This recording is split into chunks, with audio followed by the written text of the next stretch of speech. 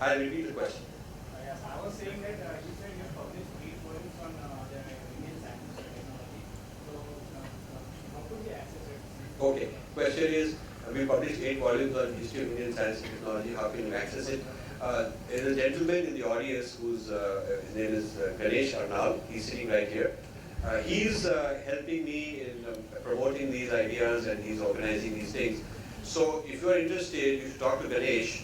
Ganesh is also looking for volunteers who are interested in these kind of projects, because we are interested in mobilizing youth of India, not only on history of Indian science and technology, but also Indian philosophy, Indian civilization, the concept of India and the rest of the world, looking at the West through Indian eyes. These are some of the themes I've written about, comparing civilizations. I write a lot about these topics.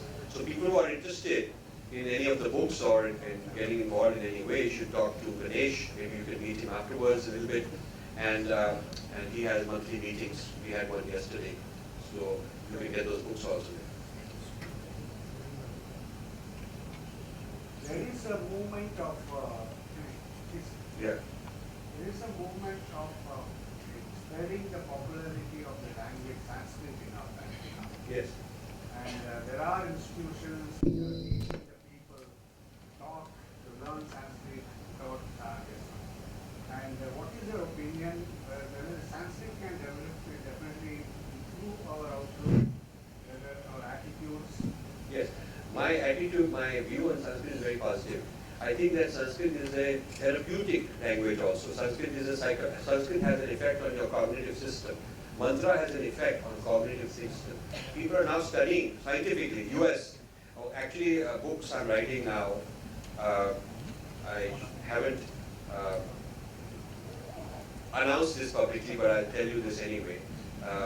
2 volumes I'm writing, which will be out next year, on Western appropriations of Buddhist meditation in cognitive science, neuroscience, healing, accelerated learning. Now, when I say Buddhist system, my research is also applicable to, it's not just Buddhism, but also applicable to Hinduism, Jainism, other things, other systems. But in this, for these first 2 volumes, I've chosen Buddhism because the people in the West who appropriated are more easily acknowledging and admitting the Buddhist sources. So one way to win your case is that you quote the evidence given by the other side. You take the testimony given by the other side and use that to argue. So this is a testimony given by current cutting-edge researchers in the US and Europe on mental science, mind science, how to upgrade your mind and how to have better grades and whatnot. This role of Indian systems, Indian knowledge systems, meditation and so on is sweeping role. And so after I've done that, I'm going to also take on mantras, Sanskrit, because same thing is happening there also. The role of Sanskrit and the sounds, the vibrations of Sanskrit in early childhood. And as you internalize them, you become part of your body, they become part of who you are. It has an effect on your personality and your creativity. I'm afraid most Indians are not interested in this until the Americans set it back. When it becomes, some American institutions selling it for a hefty fee, then you have a lot of corporate people hiring them to teach these things. There's a person called Harold Gardner, you probably heard of him. He came up with a theory called multiple intelligences. That there are not one IQ, but emotional, psychological, creativity, there's different kinds of intelligences. And so this is revolutionized education. So you educate a child, you make him intelligent in many different ways, including tactile, including theater, storytelling, all these kind of things. And it's now become fashionable as management gurus. So last time I was here, Infosys had him touring and Tata's had him touring. Now what people don't know is that much of this he got from Sri Aurobindo, much of this. Because Sri Aurobindo talked about multiple intelligences, there are many levels of being, planes and parts of being. He wrote on something called planes and parts of being. It means that the being has many planes and there are many parts. And if you understand what these are, you have to evolve all of them. So you have to evolve everything from your physical body to your different levels, name them and describe them. And they basically took this and called it multiple intelligences, marketed it, and Indians are taking it back and paying them fees. So one of the things you could do is you could become an Indian guru in the West to management people.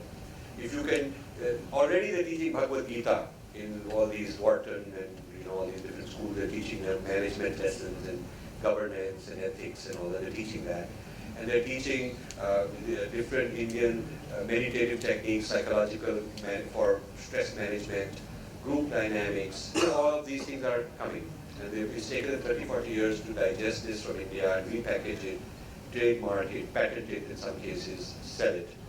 This is a huge industry for this.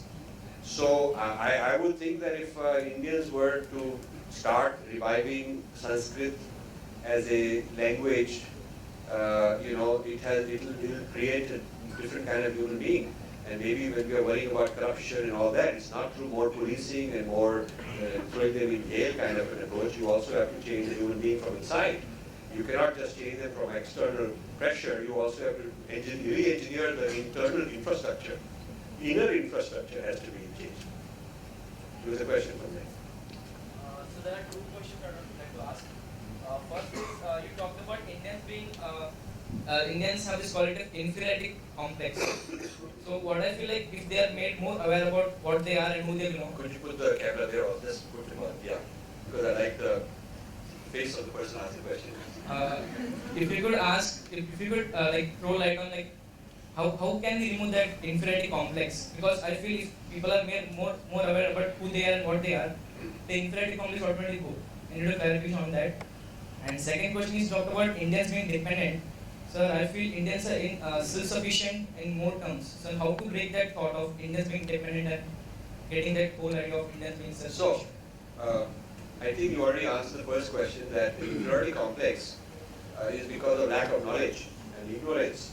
And the solution is that these kind of things should be taught. You need more lectures like this. It should not be considered like, why do these people need to learn all this? It should be like, hey, we better teach them all this. And I would say that you should have a course on Indianness, Indian history, Indian civilization, Indian approach of humanities. What an Indian should know about non-Indian customs, ways, management, governance, the Indian view of that. You should know all these things so that when you go there, you can understand that. So I think more knowledge is a way. I'm glad to tell you that there is interest in this. I was hosted by the YPO. The YPO is the Young Presidents Organization, and they have chapters all over the world. So the YPO in Chennai hosted me and all these corporate people who are, you have to be president of a CEO of a large corporate house before the age of 40 to be part of YPO. So they're like the young, young blood in these big companies. So I was hosted by them, and they were very interested in knowing how do we understand our Indianness, how do we project our Indianness in foreign countries, what is distinctly Indian as opposed to other people. Then as a result of that success, the YPO in Calcutta hosted me. So I think there are people who are interested in addressing exactly this issue. The second issue is, this not feeling confident. I think it's related to the first one only. I personally feel that there is, in this book I've written, Being Different. There's a book available, I just came out with my most recent book. It's called Being Different, an Indian response to Western universalism. It basically tells you from an Indian point of view what is different about Indianness compared to the Westernness. What is different? And so one of the things I mentioned is comfort with chaos. I found that living in the West, and I've always come to India 3-4 times every year, so I'm very comfortable in both places. I found that Indians are more comfortable with uncertainty, with fluidity, with things not going like planned, with things not being predictable. And the Westerner is very, very concerned and afraid and scared, and he thinks there's some plan against it, some evil plan, some conspiracy, something really terrible going on.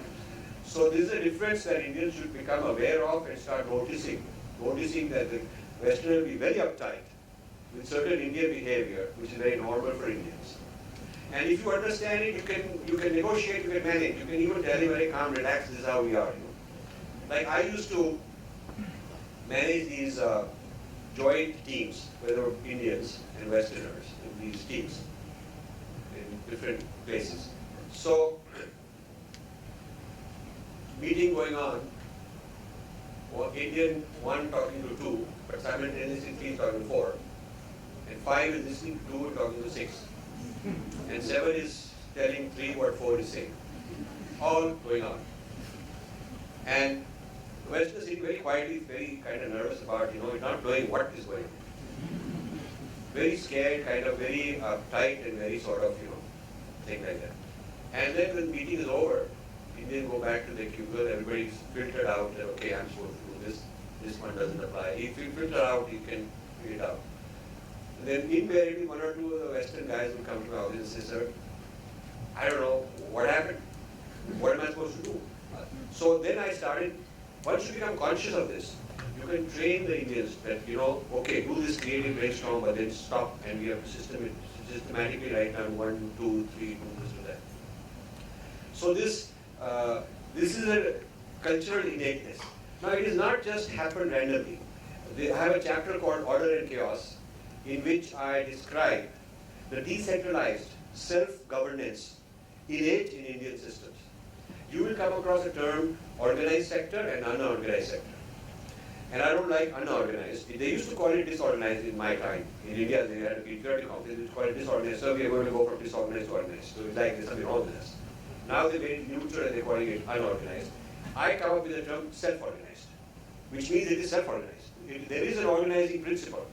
You see, if you look at the human body, the way organic systems like trees and plants and the cells in a human body are organized, very self-organized, each cell doing its own thing. There is no headquarters of a tree telling all the cells that you do this, you do that, you do that. Every cell is self-organized. And it's self-sufficient. And it's interacting with others in a very harmonious way. And that is a bottom-up system of organizing from small units to bigger units. So Indian jati structure, Indian little communities, Indian decentralized, ways of managing little businesses, thousands, lakhs of businesses that are adding up to bigger entities. This is a very decentralized system. And the Western system is very top-down governance, centralized, rules, very clear-cut rules, stern rules, rigid rules. And so what is happening is the traditional Indian self-governance is being destroyed and digested and replaced by centrally organized systems that we imported from the West. And this is happening in management, in government. It's considered a sign of progress. When you take a large number of small vendors and put them out of business and have a big supermarket with us. So you're taking the self-organized economy and replacing it with what you may call the sensex economy, and you're calling it progress and saying GDP has gone up because that organized sector has gone up more, whereas the GDP did not account for much of the other kind of stuff. So it's a false idea that GDP has gone up when all you've done is to some extent replace one kind of production with another kind of production. So I think this business of Indians having more comfort with being decentralized, self-organized, like I give the example of Kumbh Mela, it's a huge self-organized thing. There is no headquarters, there is no event manager, there is no place where they give you invitation cards and say you should come. People just come, show up, they know what to do. There is no sort of center which is controlling it. It's not controlled from the center. So you must understand, before you give up the Indian quality, you must understand what it is, how it has worked for a very long time and produced wonderful technologies and sciences, some of which I showed you. So it is not like the people in this Harappa and the Indus Valley stuff. They produce some of the greatest things. But how do they do it so decentralized? There's no headquarters, no capital of that place. This is a very great quality that we must understand. We modern Indians don't probably understand it fully. And we should understand it because it's an asset that you can use. There are also problems with it. Having too much comfort with chaos also means that you say, "Chalo, bhai, kya karna hai? Who cares?" That kind of an attitude. Whatever is going on, not my job, somebody else will worry about it. Whereas the uptight American, very uptight and rigid and very control freak, also can have command and control, can make sure that security is done very carefully, there's no breach of security. Whereas in India, when I go around and there seems to be nobody in charge of security, everybody sort of very, casual.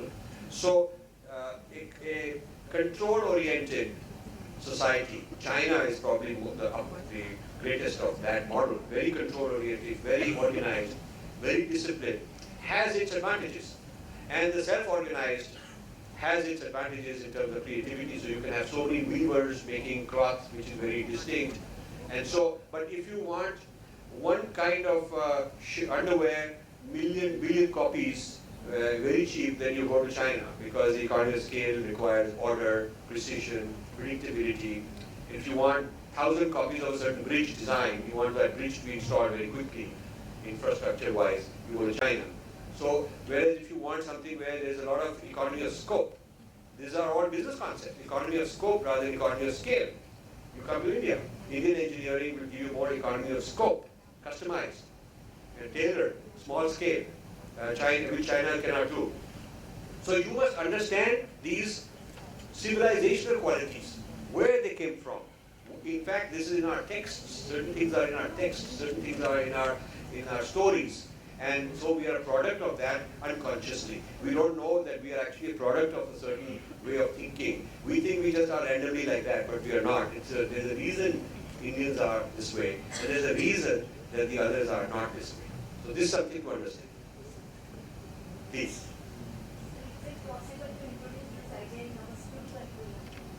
Is it possible to introduce this idea in the school curriculum? I would love to. I mean, I would love to. I would love to start in the schools. I would love to start in any level. If invited to help in any way, I would love to do that. Yes, we should teach people. You see, under the name of secularism, what we have done is gotten rid of anything Indian. It's a very weird thing. It's partly a colonial hangover, partly an inferiority complex, partly the money comes from somewhere and they're sponsoring and they're taking over the industry, so we have to do what they're telling us. And partly it's our own weird ideas that this is some kind of something more superior. It's very strange. There was a Sanskrit Congress, World Sanskrit Congress in Thailand in 2005. Organized by the Crown Princess, so this is the daughter of the king. And she's a Sanskrit scholar herself. And she sent her 2 sons to India to learn Sanskrit also. So she's inaugurating a college of Sanskrit she's starting, and a journal of Sanskrit, and wanted Indians to participate. So one Delhi University professor was involved as a consultant, and he was trying very hard to get the Indian government to give them some help and participate and send a delegation and fund it and whatnot. And Indian government not interested. And this is ironically the BJP government at the time. Not interested. And so then this guy comes to me and he says, you please help out. And I said, I'm a small foundation. How can I match what the royal family is going to do? And he says, but it's a matter of saving face. So we Indians, we look like, we don't even care about our own culture. I just need any Indian to at least help, So I signed a deal, an agreement where the Crown Princess and I would be both involved in convening this Congress, and my foundation would give some token amount to sort of make it look like, Indians are also involved. So, but then the BJP government fell, some other government comes, and before the Congress happens, and when the Congress is about to happen, a couple of months before, my friend who's the guy in Delhi University who was the consultant, he calls me with a very panicked voice, and he says that Gadwad ho gaya hai, HRPD minister wants to come and inaugurate it, so aapke liye, instead of you, they want to do it. So I had done all the hard work. But they had this attitude that Sanskrit ko kya karna hai, it's a liability, kya karna hai. They did not understand that for the people of Thailand it's a very big deal. For them it's a very big deal. Yeah. So they did not understand the diplomacy value, the value as corporate, as a national capital that you are exporting to another country, in building relations with that kind of a country that respects so much. All the ASEAN countries respect Sanskrit and our Sanskriti, like the Europeans respect Greek thought. Like Europeans think Greece is the mother of civilizations. The ASEAN countries think India is the mother of civilization. But this is a mother that doesn't want to admit it. Don't want to admit it. So I had to do all this for the Indian government. And then, when they found that it's become a big PR opportunity because it'll be a big success, all kind of big shots coming, then the minister wants to come and throw me out and replace me. But we did not let that happen. So I'm just trying to tell you, policies of our thinkers and our educators and HRD are not, they're somehow scared. And when I asked those people, why weren't you able to help them? I asked those guys, the ambassador and all the people from the foreign services sitting there now, Indian people. I asked them, what was your problem? They said, sir, because we are secular, we can't promote all this. This is complete nonsense. Nobody in France would say, if a country wants to have Alliance Française, they would not say we can't do it because we are secular. Nobody, no Chinese government would turn down an offer to set up a whole Chinese Institute of Thought and language and all that on the grounds that, to prove we are secular, we better not do all this, otherwise they call us chauvinist and all that. Nobody would think like that. But only we got this inferiority complex that we, even when invited, even when somebody is interested in what we are doing, we are scared to sort of look at it very positively. This is our own complex. Question? So I would just first like to express my gratitude to you because I have been following your lectures, I've read your articles and all that, and I've been doing a research on revisiting Indian values with reference to the impact on globalization of higher education, what teachers and students have to think about it. And in fact, when I started this topic, many of my colleagues were rather skeptical about it and they said, how dare you talk about Indian values, because values are universal. So I had to tell them that I was not talking about patenting values, rather talking about the flavor of Indianness, of unity, harmony and integration that our sages have brought it so beautifully. And as you have in your mention about replacing tolerance with the word of mutual respect, which brings this thing so beautifully. And in fact, I should say that you have imbibed that value of courage which has benefited you, plus benefiting all of us. And one of my aim of the research is to make these Indianness of values palatable to my younger generation. In fact, many of my colleagues, of course, again say that what ancient Gurukul system you want when teachers are going to students' house to teach, and you're thinking of sending students to teachers. I said, I don't mean that. There are so many things that are amazing to us. You are talking about science, and I wanted to tell that how did Aryabhatta without a telescope could come out with beautiful astronomical calculations? Right. Second, without any printing press, how today we have still accessible to the ancient Vedic text, which has been only through Shrotavyam, what we call in Sanskrit. And we have wonderful scholars existing in our country still, who can, on the memory, recite the entire thing, which takes for a computer years to translate it. So the tool, which you have already talked about, integrated psychology, where Aurobindo talks about, what I want to say is, I am also interested in validating with neural science, which you have funded for some PhD students.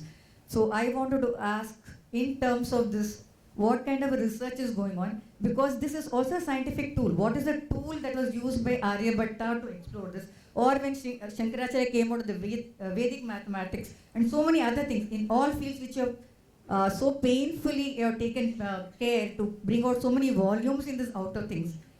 What is the thing related to the inner knowledge which I feel is ultimately, how do we market, or rather how do we make it palatable for these people? Sure. I am working on that and I would like your help for it. Thank you so much. Can you give the mic, can you tell us your name, because I think it's important to know you. I am Mrs. Giri. I am a faculty from SIES College of Commerce and Economics. I missed your lecture on Saturday. That's why I came here to listen to you, sir. Well, wonderful to get to know you. I'm glad that you're taking these things and moving them out, moving them forward. We are welcoming people from faculty research levels down to student levels who want to collaborate. So contact us through Ganesh, and we would love to have you in touch and have more intense dialogue. To answer your question very briefly, one of the topics of my interest is Indian system of discovery without measuring tools. Because you have sutras which which tell you how to calculate the velocity of light, or how to calculate the value of pi. They're quite accurate. They're not the most accurate available today, but that's amazingly accurate. Like velocity of light, even to know that it's a finite value and not some kind of infinite speed is a big thing, because people didn't know that velocity of light has got a finite velocity, finite speed. So how did they know this without instruments? There were no measuring instruments, no high-tech labs. How did the Rishi in his meditative state achieve a state of consciousness where the unity with the object that he is inquiring, pariksha, the idea of what he is inquiring, was so much unified, the subject object so much unified, that they're able to derive some qualities, some understanding about the object without an external measurement. This I've talked about in this book. I have, in this book being different, I think it's chapter 5. One of the chapters is called Sanskrit non-translatables. Sanskrit non-translatables, which means that there are certain mantras which have a vibrational quality which you can't translate into something else. It won't mean the same thing. Once the vibration is replaced, it's not the same effect. And there I'm explaining the theory of Rishi discovery of mantra and Rishi discovery of scientific truths. Now, it's interesting that Western neuroscience has finally gotten really onto this in a big way, and the amount of funding is huge. And my concern is that unless there is awareness among Indians, this will become one of the largest areas of scientific breakthrough. There will be many Nobel Prizes, there will be many products patented, and then in the next 10, 20 years we'll be importing all this, and there will be these experts coming and teaching lectures here, and everybody will say, it's both relevant have. Whereas today it's not relevant, that sort of thing. So I'm glad that there are people who are interested in this. Stay in touch with us. I certainly will be producing a couple of volumes on the Buddhist role in this, and then I will later on also follow up with the Hindu role in this, and they're really united in the same way. But I'm coming out with the Buddhist first, because I think the evidence from the other side is easier to get, and I want to first make a case that's easy to win, and then become more ambitious from there. But stay in touch with us.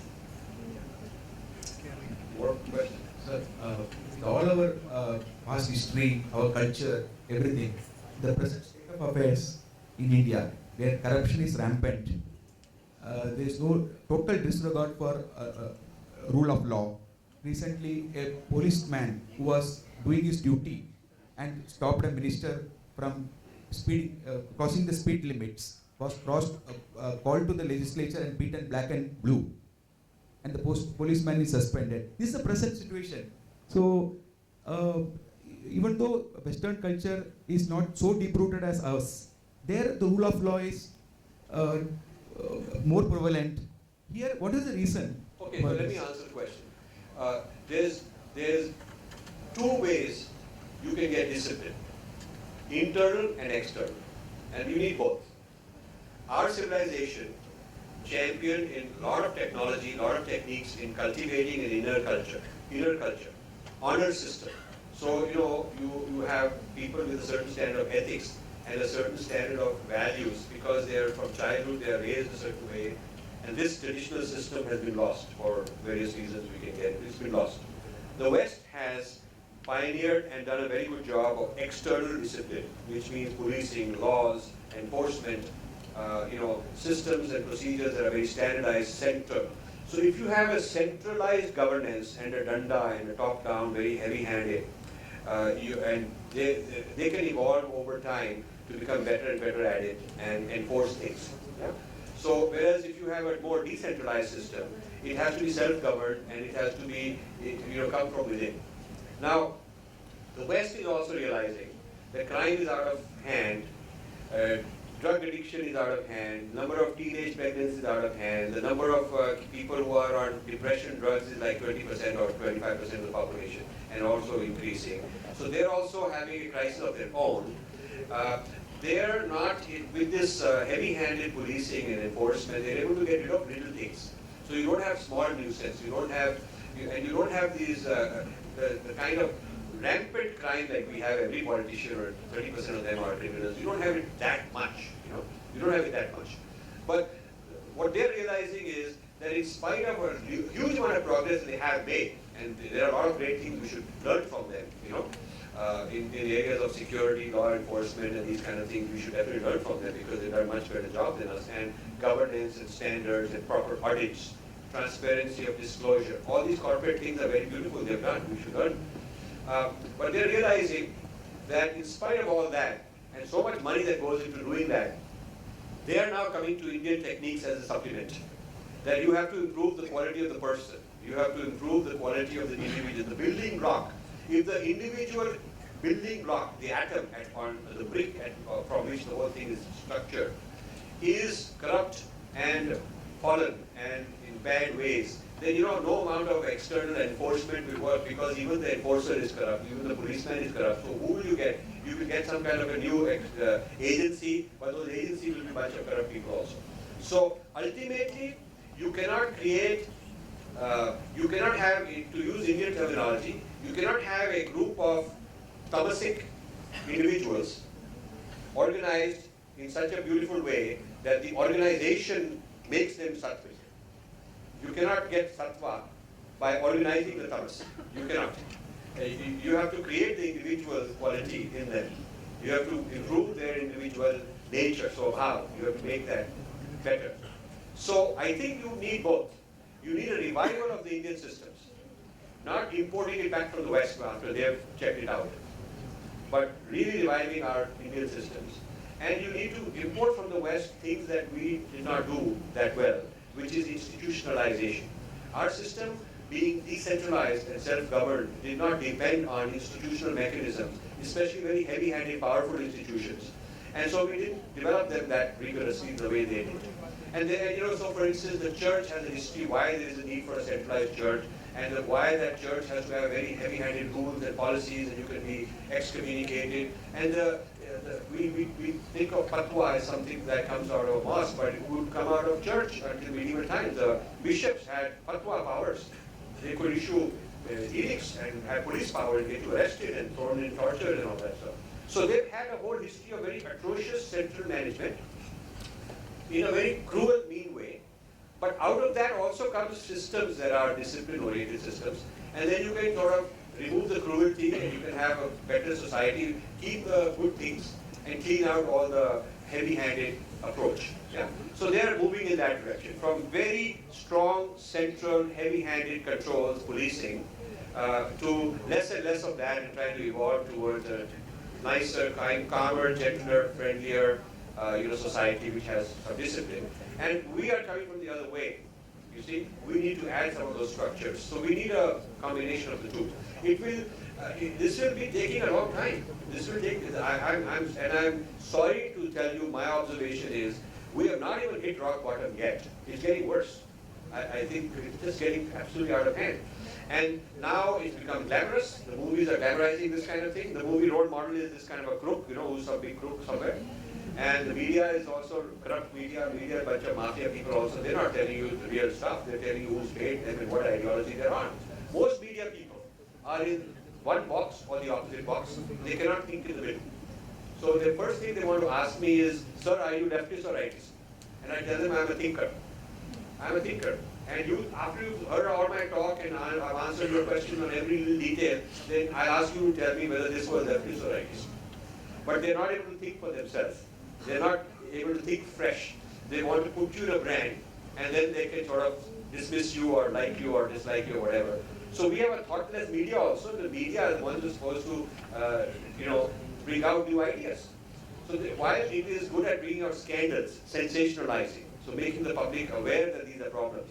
But how do you go beyond it? You do not find a whole lot of deep thinking people in the public intellectual space. So I'm afraid that we are in pretty deep trouble right now in India on this issue of corruption and decadence of society. And a lot of people have this concept that the way you westernize and modernize is you pick up the bad habits of the Americans. So a lot of youth are going into rubbish, thinking that they're becoming Americanized. But let me tell you, pop culture is not all there is in Americans. There is the pop culture of Americans that you see on television and movies and when you meet them and that kind of lifestyle. But there is also a deep culture. There is also a deep culture. There is a 3-part lecture series I gave in 2005 in India International Center on my views on America. 3 levels: pop culture, institutional level in the middle, and deep culture. So deep culture is what I'm calling civilization, the equivalent of what I was talking about for Indian civilization. There's a very deep civilization, a deep sense of history, a deep sense of ideas and values they have. And in between the pop and the deep culture, in between is the institutions, the institutional machinery. So we must understand them, and we must understand ourselves and try to pick the best. Want to make some suggestion? Sure. Reform affairs. Can make some suggestions. Well, suggestions, as I said, I would have an education system to bring mantra, bring yoga into every child from kindergarten. And I would put that as, because I think because so many studies have shown that their quality of attention, criminals can be improved, crime levels go down. So I would like the character to be built from the ground up, from the inside out, as the lady said. Inside, re-engineering the inner infrastructure, not just the outer, policing. So this is part of education. Education has to do this in a very big way, and government has to support it, maybe state governments or central government, whoever. Then simultaneously, because this takes time, it takes a whole new generation, 20 years before the next generation is ready with this. But meanwhile, you have to also improve the institutions. The institutional improvement, governance, transparency of governance, making things more public online available so that there's less happening that is secret. These are very important things. And technology can help you. Social media and technology. I mean, if there were a law that says that every discussion, every correspondence, everything the government is doing is going to be online. Everything. There's no secret. Unless it's national security. But then there's no secret. It's not that afterwards you put it online if you feel like. It should be happening online, so it's like a public forum where the minister is talking, the petitions are being made, the tender is being considered, all the answers back and forth is being done online. If there were such transparency, at least there will be oversight, some people watching. I'm fascinated by just what you said. Our ancient system of discovering the facts and measurements and astronomical calculation by yoga, meditation, and this system. Is it possible to reinvent and get back those things? And is there any systematic work being done somewhere? So, that was achieved through meditation, through sadhana, through, many generations of a certain system of learning. And unfortunately, today we have a lot of these modern gurus who are more like multinational, more like market share, brand management. I mean, that sort of thing has happened. So what these kind of are very advanced R&D of the inner laboratory, inner adhyatmic laboratory. What in my book I call it Adhyatma Vidya, Adhyatma, the inner science. That's what I call it in this book, Being Different. So if you read that, I'm describing what are some of these methods and processes that have been used.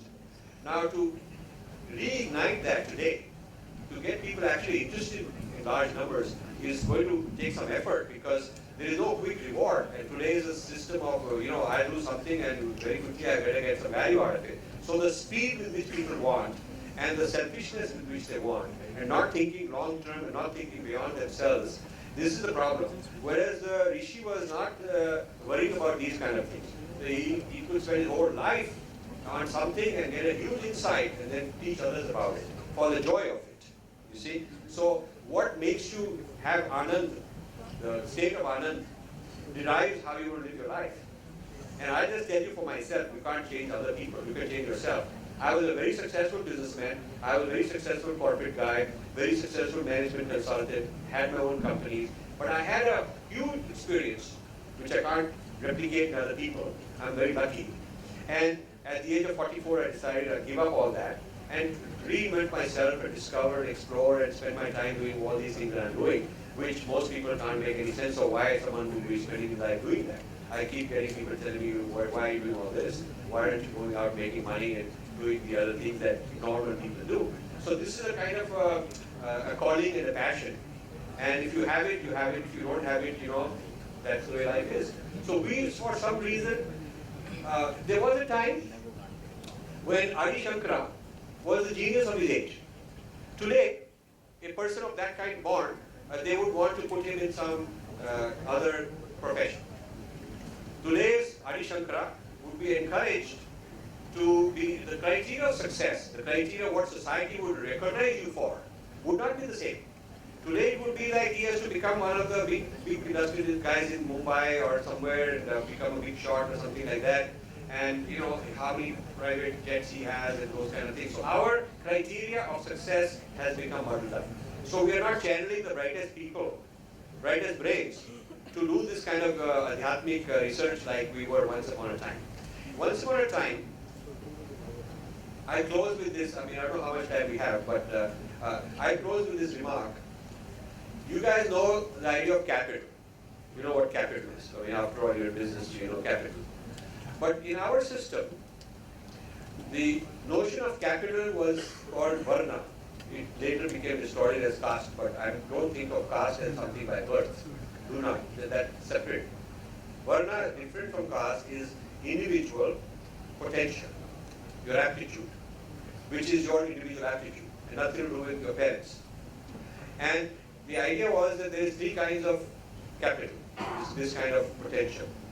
So there is financial capital, economic capital, which you guys are aware of, which would be Vaishya. The Vaishya is a business type of person, and that person maximizes financial and economic capital. Somebody in trading, somebody in industry, that sort of thing. And then there is Brahmin, which is intellectual capital. Intellectual capital is the guy doing what you just said, the R&D guy, thinker, educator, mathematics, astronomy, philosophy. It's not religion only. The guy could be a medical, making breakthroughs in medicine or in astronomy or coming up with new breakthroughs in physics or something, scientist. That's also part of that kind of intellectual property. And then the third is Kshatriya, which is governance, power, political, all the levels of government, federal, state, municipal, military, courts, laws, judges, people who are taught management, governance in that sense. So the skills of these three were very important. And there are shastras written on what is the dharma for a Kshatriya, which is different than dharma for a Vaishya, which is different than dharma for a Brahmin. Today we are all mixed up. When they tell you that you should be a sannyasi, that is not necessarily what a Kshatriya is supposed to be. That is a Brahmin's dharma. So we are all mixed up on, we have not kept this idea of varna as a system of capital. That's something topic you guys should take up. Varna as a system of capital. And figure out what are the qualities of each of these three kinds of capital and how we lost it. A good society is supposed to have all three in balance. You're supposed to have good amount of wealth producing. You're supposed to have a good amount of power, governance, politics, regulations, that kind of a thing. And you're supposed to have a good amount of free creative thinkers churning the pot and coming up with breakthroughs like Adi Shankara did and many others did, like Buddha did, that sort of thing. Today we kind of become second grade in all this. So we can't in isolation create a nation of wealth and say we are a superpower when we don't have intellectual capital and when we don't know how to govern ourselves because we are corrupt. We have to have all three. Thank you very much.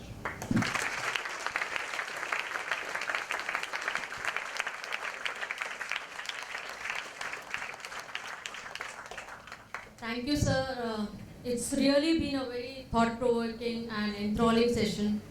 And for myself, I can very safely say that I've gone down the memory lane to my school days and history classes.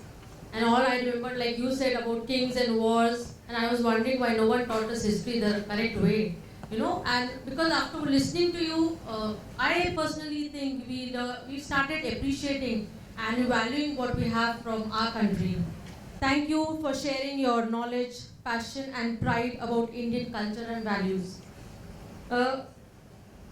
When the youngsters talk about US and Europe, and they talk about those countries being the modern or the developed country, I'm sure they realize today they come second to India, they are not first. You have also taught us to hold our head high and to highlight accomplishments of Indian values and cultures on the world map. I would also like to thank the SIES Managing Council members for facilitating such a talk from such eminent speaker. And last but not the least, as always, Dr. A.K. Sengupta is keen to have such people coming and sharing their thoughts and knowledge with the youngsters and the faculty members of this college so that we can learn and develop ourselves. Thank you all.